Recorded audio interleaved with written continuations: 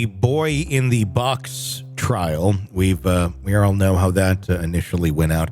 But Tracy Ferriter, the Jupiter mother, accused of confining her adopted teenage son in a box-like structure for hours. It was more than hours, wasn't it? It was like days sometimes, wasn't it? Yeah, I thought it was days. Yeah, has entered a guilty plea, avoiding a trial and potential prison time. Ferriter, who is 48 years old, pled guilty to one count each of aggravated child abuse, false imprisonment, and child neglect during a hearing at the Palm Beach County Courthouse on Monday. The charges against Ferriter date back to December of 2021 and involved the confinement of her adopted teenage son in an 8 by 8 foot room in the family's garage. I mean, just picture that for a second, an 8 by 8 foot room. So I was going to say, this is a bad comparison, specifically because I'm talking to you. So like, imagine you're like 5 or 6 feet tall. I see where you're going. Imagine that for a second. It's maybe a little more spacious for you, Stacey. The 8 by 8 might be, 8-foot room. We might have a slightly different perspective on how cramped that space is.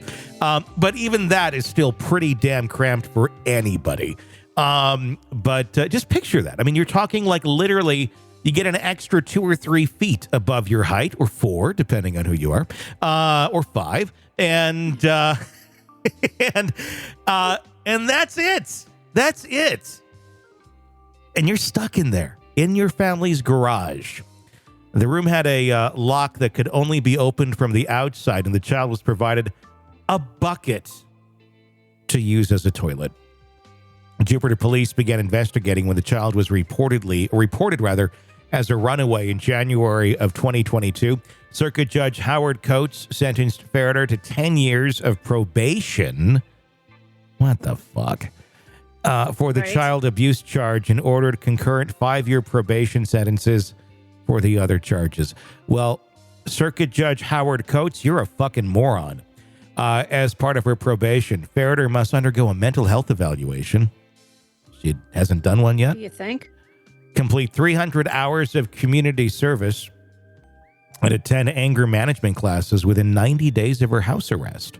She's also required to submit a DNA sample by oral swab as part of her plea, just in case she decides to imprison other people in her garage, and then, they need to do DNA matching.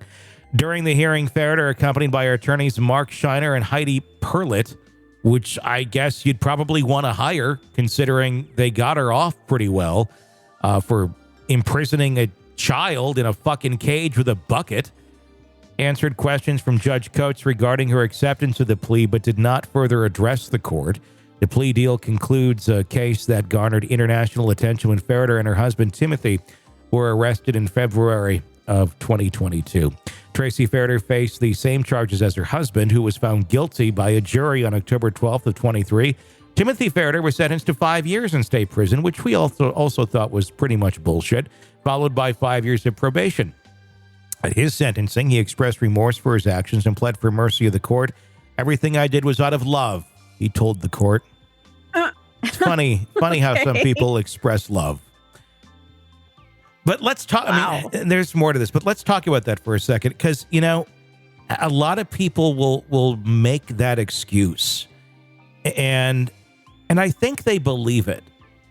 But the problem with it is, in reality, when you take things out of the prism in which they live, or they've experienced their own life, that's not love.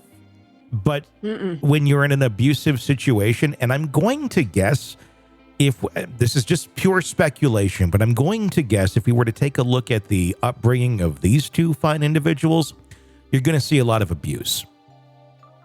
And they somehow have... I would think so. And they somehow in their minds have justified those years of abuse as love, that was showing love. So when they were then responsible for raising a child, well, sometimes it's, quote, tough love.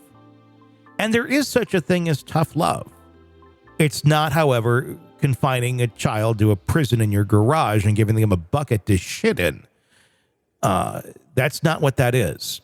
But sometimes people experience such extreme abuse and it's so normalized in their mind, and your mind is going to try and find ways of making everything seem reasonable and correct, and you don't want to think that your parents are trying to harm you, even though they are, that then you start believing this shit. It's not an excuse, again, for any of this fucking behavior because it's insane.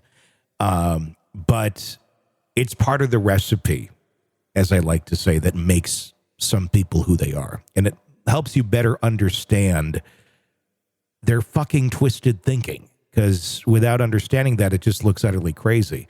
But there's usually a reason sometimes for crazy. Sometimes there's just crazy, but sometimes there's a story behind it. What are your thoughts?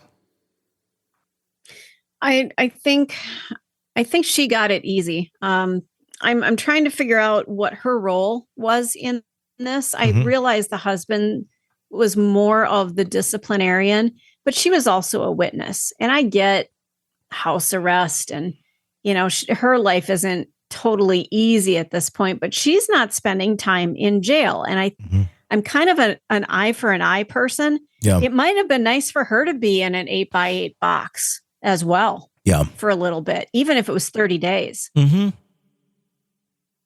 agree. Just to see what it feels like to have to take a shit in front of people, without walls around you and have people looking at you, as they walk by, that kind of thing.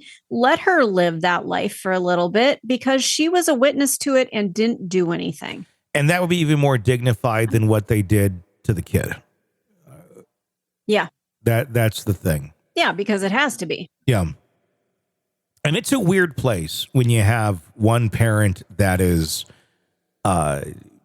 basically issuing orders saying, this is what I think we should do, or this is what I'm going to do with my child. And you're kind of like, what the fuck are you thinking? But if you're a competent adult, you need to stand up to that. And you need to say, no, this is a bad idea. This is not okay. This is not something that we should be doing. I've experienced that myself in my past, and I'm not going to go into any more details of who or anything like that, but where some of the ideas that were presented in front of me about what somebody thought would be a great idea for, disciplining somebody or teaching them something, and you're like, no, I don't know what the fuck your parents did to you, but we're not doing that with this child. That's not ever okay. Right. But again, you like, well, where would this come from? Because otherwise you're loving and caring. It's usually a reflection of how one was raised and what one has reasoned in their mind long enough to somehow equate to love. And that's it's fucked up. The abuse occurred at the Ferriter's home in Jupiter's Egret Landing neighborhood. The teenage child testified that the abusive actions lasted for about 6 weeks following the family's move to Jupiter from Arizona in late December of 21. The child, who has not been identified by the Palm Beach Post, has a history of attention deficit hyperactivity disorder, ADHD, and reactive attachment disorder, which Tracy Ferriter mentioned to investigators before her arrest. Reactive attachment disorder can prevent children from forming healthy bonds with their family members, leading to behavioral issues. An older sibling, also adopted, testified that the teenage son received harsher punishments than other children at the home. I guess that's got to be hell to deal with. I can't imagine. Mm-hmm. I mean, that would be horrible as a parent because that could just get fucking crazy. And I mean, it's a reflection of what that kid has gone through, though, too. But if you can't handle that shit, then don't be adopting kids. Just, it's not for you. And I was going to say that why, it's great that you have put yourself out there that I'm going to adopt a child that needs a family. But if you are not in a position to handle it, there's got to be some remedy to relinquish that child so as to not do further abuse, to not harm them. Yeah. I don't get it. Yeah. During Timothy Ferriter's trial, the teen spoke requesting leniency for his father, saying, "My father was a good person who just made a really serious mistake," the teen said. "He was not a bad parent." And look at that. That's a prime example. This kid normalized the behavior. and said he was not a bad parent.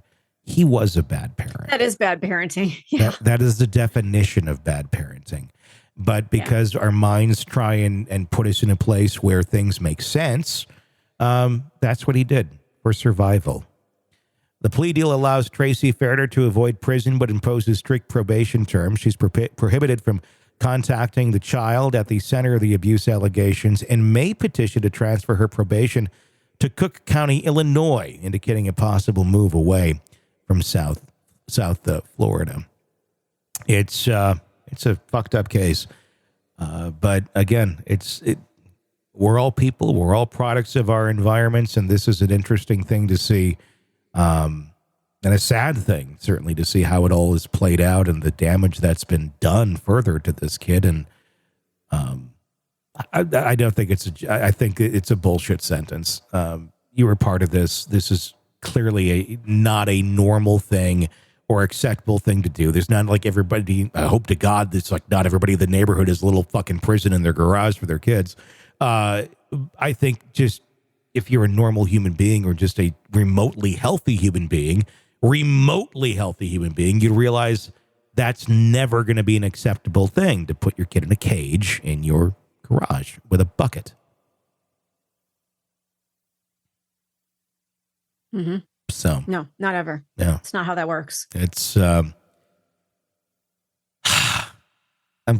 don't like this verdict, but it is what it is. Tracy Ferriter on probation, but basically free, no jail time for putting her kid in a cage. Want to listen ad-free? Want advanced access to all of our interviews before anyone else? Become a True Crime Today Premium Plus subscriber on Apple Podcasts. You get every episode commercial-free. So you can binge on True Crime until you can binge no more. Search True Crime Today Premium Plus on Apple Podcasts now, or go to our podcast page and sign up now. More of the Hidden Killers podcast next.